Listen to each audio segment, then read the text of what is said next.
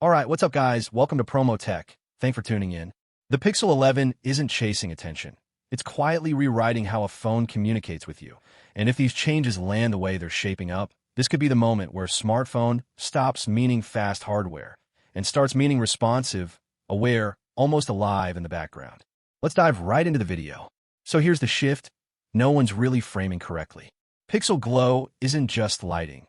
It's Google experimenting with presence. For years, notifications have been passive, a buzz, a sound, a banner you ignore. But if your phone starts reacting visually, contextually, almost like it understands urgency, that changes behavior.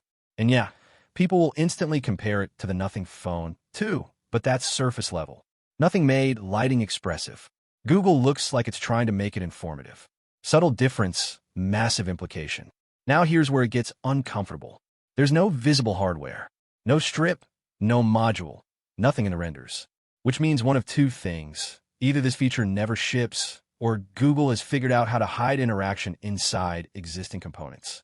And when you look at the camera bar redesign, everything suddenly feels less random. Flash sensors, all pulled under glass.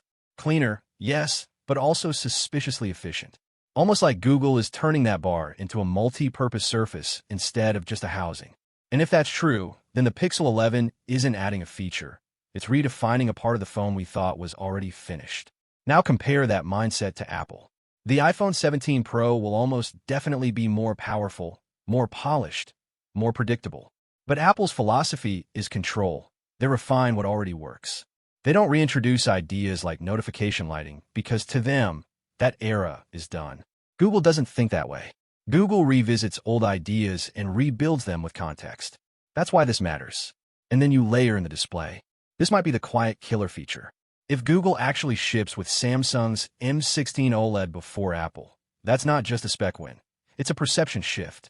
Brighter outdoors, less battery drain, colors that don't just look good but feel accurate. Side by side, if Pixel looks better instantly, most people won't care why. It just wins in the moment. And moments are what drive opinions. Quick pause. If you're someone who likes catching these under-the-radar shifts before they go mainstream, that's literally what this channel is built on. Also, a lot of you ask how to track leaks without drowning in noise. Tools like Wolver basically filter what matters, so you're not wasting time chasing every rumor.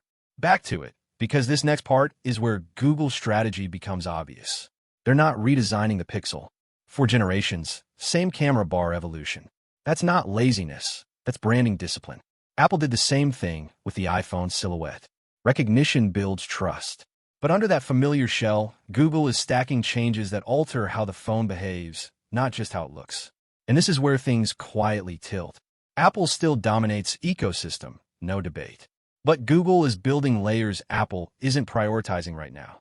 AI that feels ahead, hardware that reacts instead of just responds, displays that push efficiency further.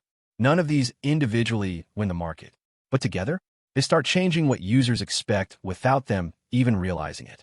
So the Pixel 11 doesn't need to beat Apple outright. It just needs to feel different enough, smart enough, that when someone switches, going back feels like a downgrade in awareness, not performance. And real quick, over 70% of you watching aren't subscribed.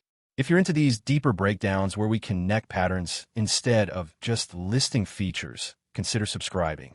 It's basically a community of people who notice what others scroll past. But here's what I keep coming back to. If Google turns interaction into something you can see and feel again, and combines that with AI that already leads the space, are we looking at the first Pixel that doesn't just compete with iPhone, but quietly changes what people expect from it? Take care and stay safe. I'll see you in the next one soon. Cheers. Bye-bye.